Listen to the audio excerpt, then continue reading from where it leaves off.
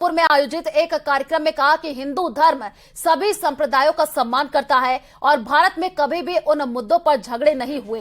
Israel Hamas युद्ध पर मोहन भागवत ने कहा कि इजराइल हमास जैसे खूनी संघर्ष या यूक्रेन जैसा संकट भारत में कभी पैदा नहीं हो सकता, क्योंकि मुसलमानों सहित सभी समुदाय सुरक्षित है। वो शिवाजी के राज्य अभिषेक के 350 साल पूरे होने के अवसर पर नागपुर के प्रताप नगर इलाके के छात्रों और निवासियों को संबोधित कर रहे थे।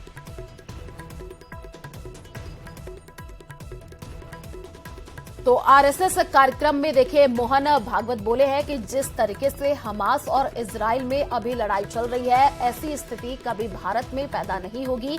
यहां पर सब सुरक्षित है, ये मोहन भागवत ने संबोधन में कहा है। हिंदू धर्म में सभी संप्रदायों का सम्मान है और यहां कभी इन मुद्दों पर झगड़े नहीं हुए। तो बड़ी जानकारी आपको दे दें, आजम खान को एनकाउंटर का डर है। शिफ्टिंग के दौरान रामपुर जेल से निकलते हुए बोले थे आजम खान, हमारा एनकाउंटर भी हो सकता है, कुछ भी हो सकता है, ये आजम खान ने कहा है। अब सीतापुर जेल पहुंच चुके हैं आजम। आपको बता दें कि आजम खान रामपुर जेल से शिफ्ट हुए हैं।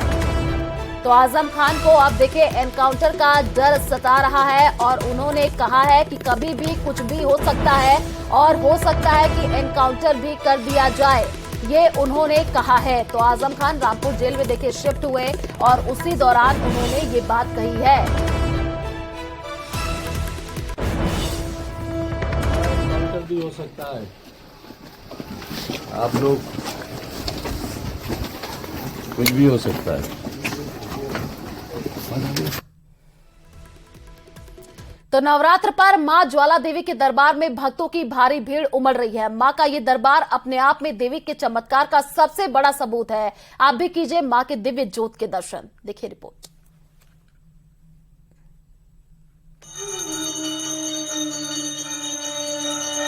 ये जोता वाली मां का दरबार है, जहां सदियों से ये दिव्य ज्योति ऐसे ही जलती रहती है। कोशिशें बहुत हुई कि इस ज्योति के निरंतर प्रज्वलित रहने का रहस्य जाना जाए, लेकिन तमाम नियुक्तियों के बाद भी दुनिया के बड़े बड़े वैज्ञानिक इस रहस्य से पर्दा नहीं उठा सके। मां ज्वालामुखी के दिव्य दरबार में है हम, और जहां पर आपको जो ज्योतें हैं मां ज्वालामुखी की दिव्य ज्योतियां जो हैं वो बिना घी और बिना किसी तेल के और बिना किसी बाती के जलती हैं लगातार। यहाँ एक नहीं, ऐसी 9 ज्योतियां जलती हैं, जिनके ऊपर बने मंदिर को ज्वाला देवी के मंदिर के नाम से जाना जाता है। ज्वाला देवी का ये मंदिर 51 शक्तिपीठों में से एक है। मान्यता है कि यहाँ सती की जीभ गिरी थी, जिसके बाद वो यहाँ ज्योति रूप में प्रकट हुई थी। दुनिया भर से लोग इस रहस्यमयी ज्योति के दर्शन करने माँ के दरबार में पहुँचते हैं। भीड़ भाड़ तो रहती है, अब क्या करें, पर दर्शन तो करने ही है। माँ की ज्योतों के दर्शन करने, साक्षात दर्शन देती है माता, किस तरह लग रहा है? बहुत अच्छा लगता है। हाँ जी। कुछ और लोग भी आप बताएंगे कहाँ से आए? सर हम हरियाणा से आए। और कब आए, कितनी बार आए यहाँ पे? First time. किस तरह लग रहा है? बिना घी, बिना किसी तेल के, बिना बाती के माँ दर्शन देती है, क्या लग रहा है? ये अजीब है, मेरा 5 बार आए, कुछ दिया होगा माँ ने आपको, आशीर्वाद किया तभी ना आया। देवी का चमत्कार देखकर शहंशाह अकबर भी सोने का एक छत्र लेकर शीश चढ़ाने आया था, लेकिन कहा जाता है कि उसका अहंकार देख माता ने भेंट स्वीकार नहीं की और सोने का ये छत्र किसी ऐसी धातु में परिवर्तित हो गया जिसका आज तक कोई पता नहीं चल पाया है। ज्वाला देवी का ये अलौकिक धाम अपनी ज्योति से भक्तों के मन में आस्था का दिया भी हमेशा जलाए रखता है। मान्यता है कि यहाँ आने वाले भक्तों की हर मनोकामना अवश्य पूरी होती है। ब्रिजेश्वर साकी, न्यूज़ 18, ज्वालामुखी।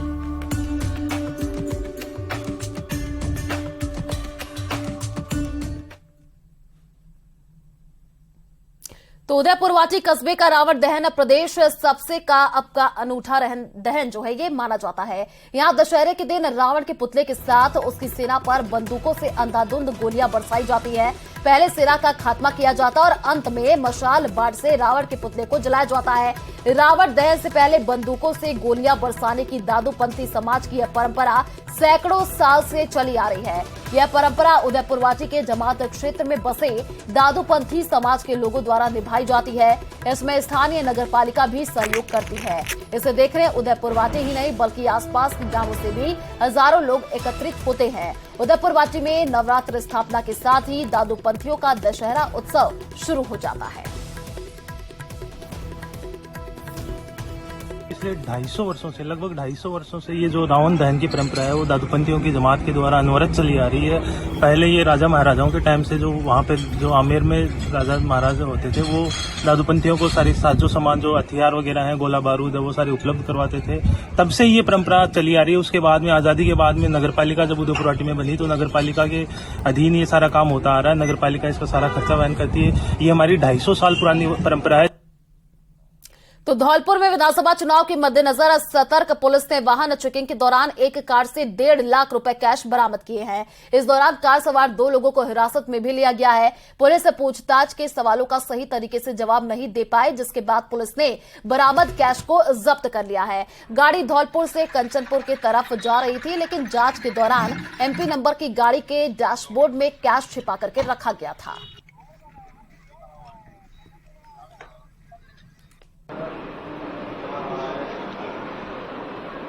तो मौसम में बदलाव के चलते मरीजों की संख्या भी बढ़ने लगी है। 12 जिला अस्पताल पहुंचने वाली मरीजों की संख्या में लगातार बढ़ोतरी हो रही है।